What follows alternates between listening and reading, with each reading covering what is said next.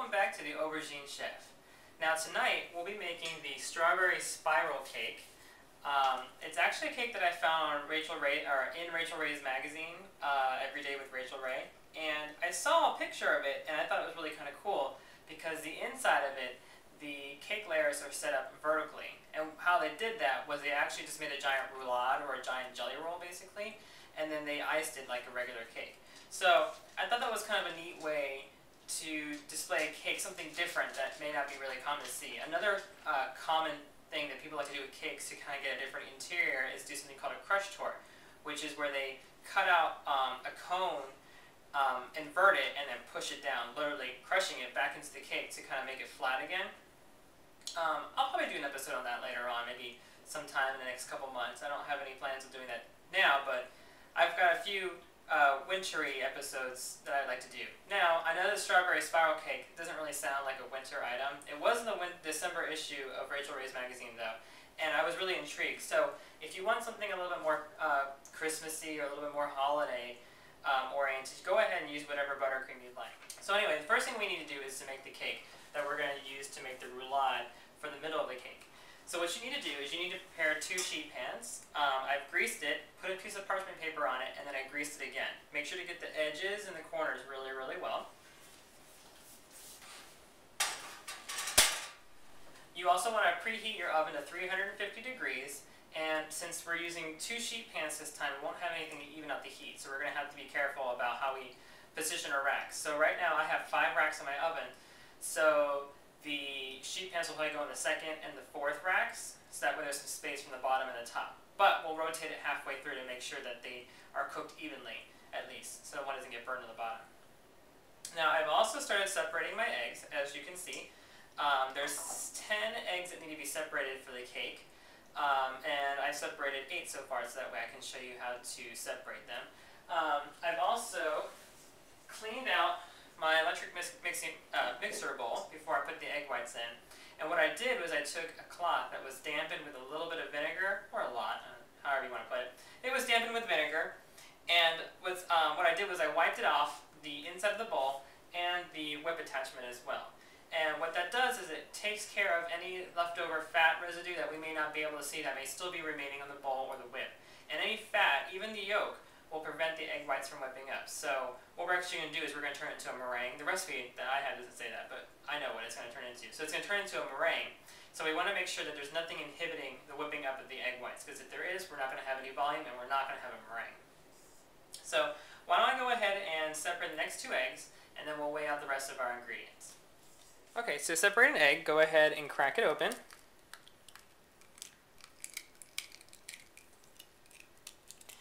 And go ahead and let it fall in. Now I'm putting it into another bowl. This bowl was also whipped out with vinegar, just to be careful.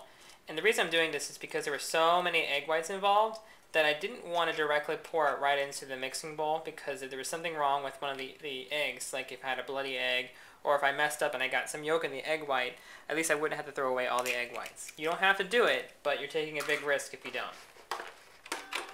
So I'll show you again. Go ahead and let the egg fall through.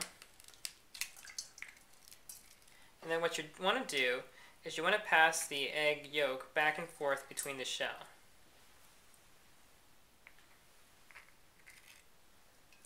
While you're letting the egg white continue to fall out. And then we'll just go ahead and put the egg yolks in a separate bowl.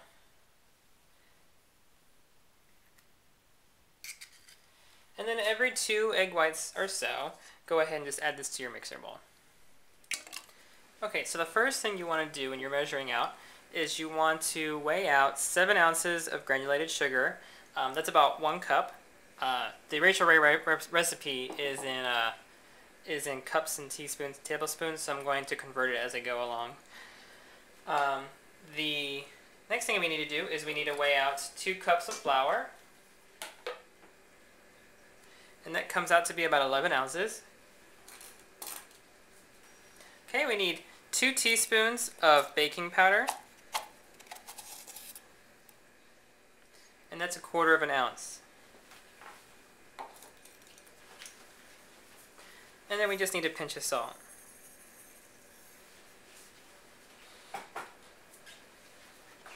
go ahead and let that sift through. Now, if you remember, I always like to sift my dry ingredients, especially my baking powder, because it always gets into like these little clumps, and that can really affect your batter. Okay, and I'm going to go ahead and further mix this up by whisking it, making sure the baking powder gets nice and incorporated in the flour.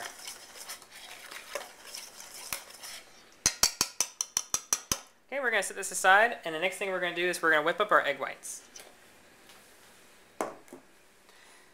Okay, so for our egg whites, we're going to go ahead and put them on the mixer, and we're going to go ahead and start whipping them up. Then when it starts getting frothy, we're going to go ahead and slowly add in our granulated sugar.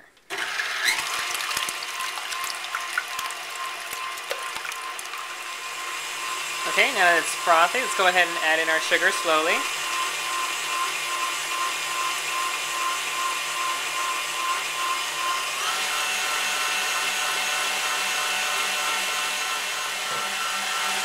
Okay, and we're going to continue to let this whip until we reach stiff peaks.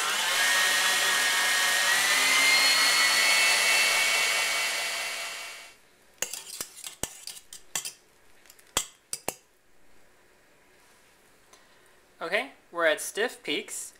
We're going to go ahead and take this out of the mixer bowl, and we're going to go ahead and put it in a bowl and separate it to the side. Don't worry about washing your bowl. Go ahead and put your egg yolks in after you take the egg whites out. Now, seeing as how full this bowl is, I think it might be a good idea if you did the egg whites in separate batches. If you split it right down the middle and did 5 egg whites and 5 egg whites and split the sugar as well, and then combine the egg whites after that. This is really, really full, and it's actually it's a little uncomfortable to have it this full. You never really want your bowl as full as capacity, because then you're not sure if everything is getting mixed in or getting whipped up. So I'll go ahead and make a note on that for our recipe for later.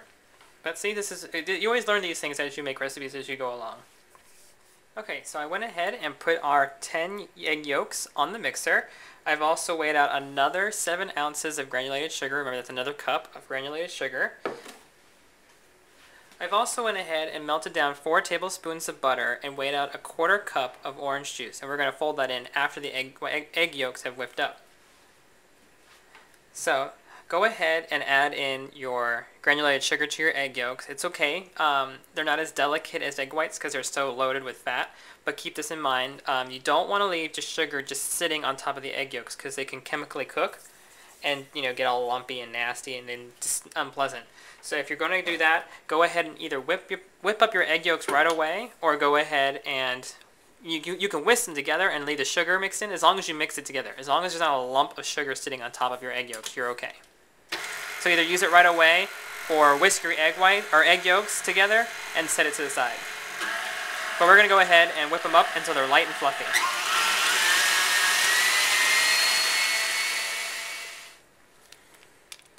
I forgot to mention to add in a teaspoon of vanilla extract into this. I just saw that in the recipe. Sorry about that. Go ahead and add that to your egg yolks right in the beginning before you whip it up. Okay, so your egg whites will be fully whipped up when they reach ribbon stage, and what that means, it's kind of hard to describe, but basically what's going on is as the egg yolks are dripping back into the egg yolks from the beater, they're kind of creating a ribbon look, and they're not being completely absorbed by the egg yolks right away. They're sitting on top of it and then being absorbed. These egg yolks are just about ready. I don't think the ribbon stage is quite where I want it to be, so I'm going to go ahead and whip them up just a little bit more. But when we come back to our egg yolks, I'll have them separated off. I'll take them off the mixer, and we'll go ahead and start folding in our flour, our butter, and our orange juice. Okay, as you can see, our egg yolks are forming kind of like a little pile of, egg yolk ribbons on top before they become absorbed back into the egg yolks, and that's ribbon stage. It's really difficult to overwhip egg yolks, unlike egg whites. If you overwhip egg whites, they kind of lose their volume and they become flat and shiny, and they're just not as pleasant to work with. They're not where you want them to be. But egg yolks can take a beating. It's contributed to all the fat that's inside of them. So next step you want to do is you want to fold in or stir in your flour mixture. Remember, this flour contains salt and baking powder.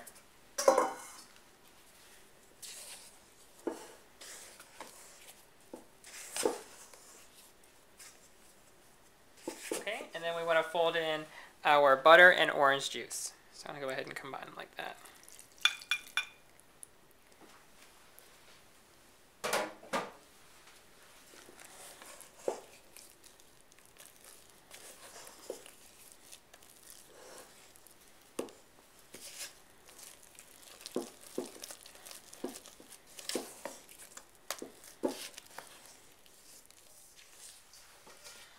Okay, now I'm going to transfer this to another bowl, just because there's so much egg whites to be folded in. Okay, so what you want to do is fold in your egg whites into your egg yolks. Now you don't want to fold in all your egg whites at once, because what you're doing basically is you're trying to lighten the egg yolk mixture by adding egg whites. So that way it's more like the egg whites and less dense and less heavy. But at the same time, this destroys a whole lot of the air cells that you just whipped into the egg whites. So you're basically losing all that work you put into it. So you want to lighten it with as little egg white as possible, so that way you keep as much of the air cells as you can while you're folding it in. And what you're trying to do is you're trying to add volume and you're trying to add lightness to your egg yolks in this batter.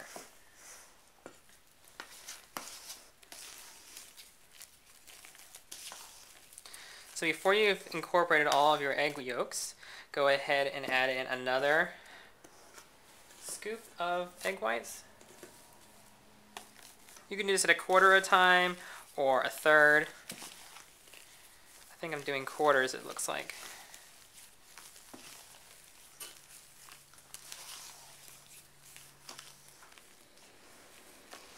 Okay, once you've carefully but thoroughly folded in all of your egg whites, just double check, make sure there's no streaks of batter remaining that haven't been mixed in, as well as any egg whites that haven't been mixed in, and then you're good to go. Okay, so what we'll do is we'll divide our batter in half.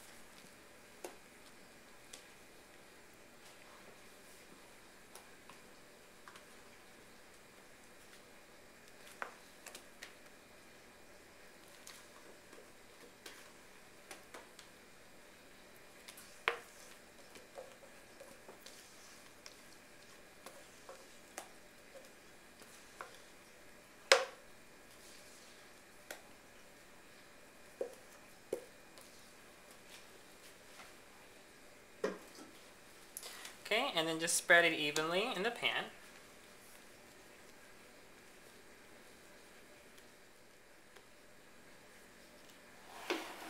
Okay, go ahead and finish the other pan, then go ahead and put this in the oven. Remember, we preheated our oven 350 degrees, and what we're going to do is we're going to bake it for 10 minutes, and then we're going to rotate the pans, and we're going to bake it for another 10 minutes. It might take a little bit less than that, so keep an eye on it after the 10-minute rotation.